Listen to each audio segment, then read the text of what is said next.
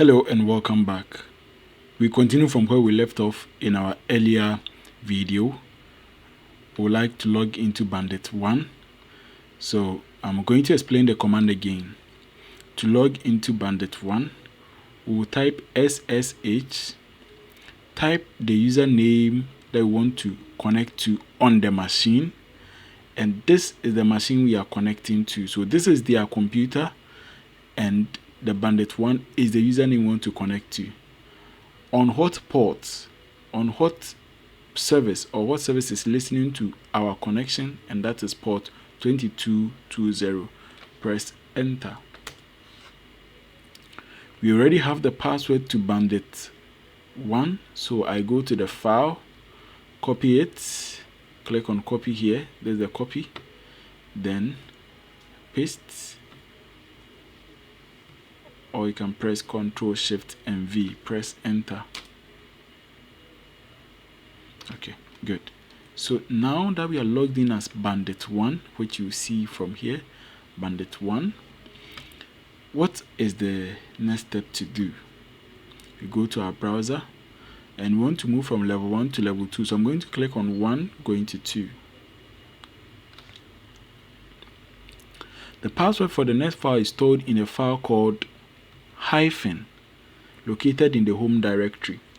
So first of all, we must know which directory that we are in. So let's type pwd print working directory. So what folder am I in currently? Okay, so we are in the home directory. We are in the home directory inside the folder called Bandit 1. Okay. Now let's find the files that are in this folder. So I do ls, like we did in the first one, press enter. Okay, so there is a file with the name hyphen here. How can we open this? We open it with the command cat hyphen, then let's see. So we can do this to open it. We do dot slash then hyphen. The dot here means that inside this current folder. So don't look for whatever I'm going to do outside this folder. Inside this current folder, search for this file and open it. So I'll press enter. This looks like our password for the next level. You copy it, bring it here, paste, level 3. Okay, we are going to look for the password for level 3 now that we know the password for level 2. So I'm doing cat dot slash because I want to open this file. We cannot just do this, it won't work. See, to exit out of this, I'll press Ctrl C. That means stop whatever I'm doing, Ctrl C. Okay, now to go outside Bandit 1 and now log in as Bandit 2, I'll type exit. Okay, now let's click or let's press up key on our keyboard. On our keyboard, the up key, we have left, right, up and down. The up key to bring back our command. Let's go and change this from Bandit 1. Now we have the password to Bandit 2. So let's press enter.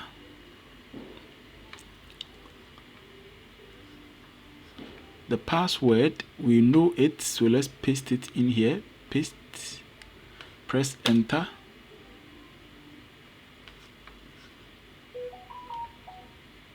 Okay, so I think I have to copy it again.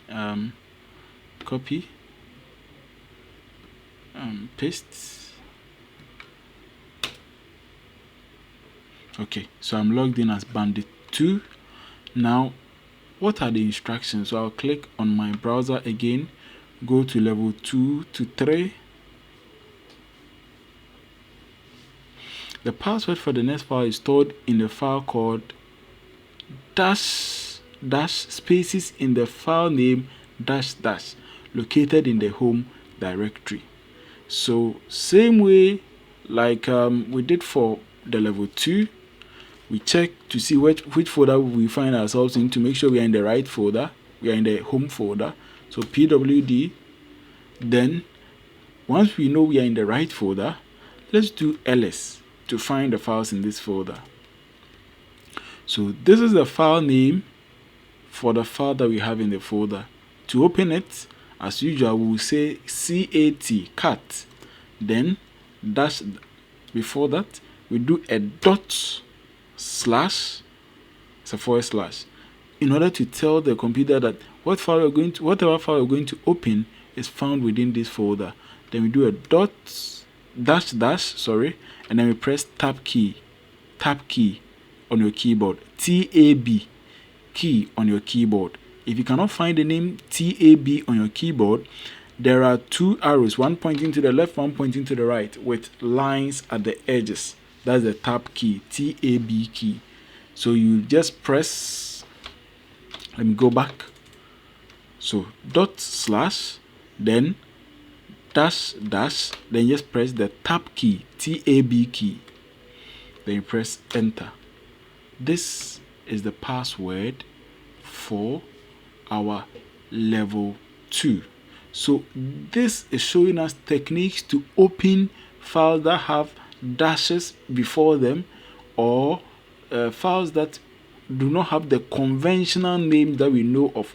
So the first one that we did, it had a conventional name by the name readme, so we just said cat and just type readme. But for these ones, level 2 and level 3, they have hyphens before them, and so we have to open them in a different way. The way to open them is to just do a dot slash and then add the name of the file. Okay. Somebody also asks, why are we not using graphical user interface? Because to be able to master Linux very well, it is good you have skills in terminal. It is a very good skill to possess. So we want to move away from always double clicking to open files and folders to now using the terminal to open the files and the folders. So this is the skill that we are trying to learn today. Now that we found the password for Bandit 2, the Bandit 3, sorry, let's look at how to find the password for Bandit 4. So we exit, we know the password for Bandit 3, and that is this one. We've already copied it. So let's press up key on our keyboard to bring back our command. Use the left key or the back key to now change this to Bandit 3. We know the password, so we paste it, press enter. Okay. Now let's go for the instructions for level 3 to level 4. So I'll come here, click on level 3 to level 4. These are commands that we are learning, but we are using it to play a game so that it becomes more friendly with you. The password for the next level is stored in a hidden file in the in here directory. So how do we know the folder that we find ourselves in? We have to do pwd. Once we type that and press enter, we'll know the folder that we find ourselves in. So we are in the right folder. Now, how do we find the files within that folder? So we do ls. Then we press enter. So if you look at this, it's blue, unlike the white ones that we used to see. This blue color here means that it is a folder. It is a folder, not a file. If it was a file, then it will come with a white name.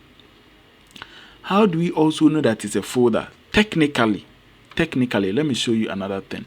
Instead of saying ls, which is used to list files and folders, we can say ls-h.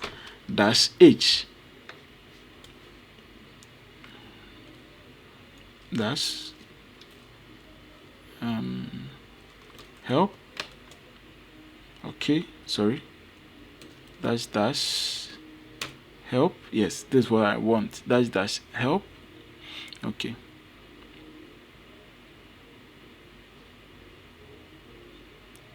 So the ls commands comes with what we call flags. or options. This is the flag. This ls command that I typed, this is the flag. The flag is used to specify other options that you will need. So if you do the normal ls, usually you will not find hidden files. It only shows you visible files and it doesn't show you hidden files. So if you want to find all the hidden files, then you must add a flag or an option that's going to help you. And from this, we see a -a, which will list all files, whether it is hidden or not. If you look at the description here, it says that the files that start with a dot, it is going to show you files that start with a dot. To hide files in Linux, we use dots to hide them. We use dot in the beginning of their names to hide them. So that's how Linux hide files.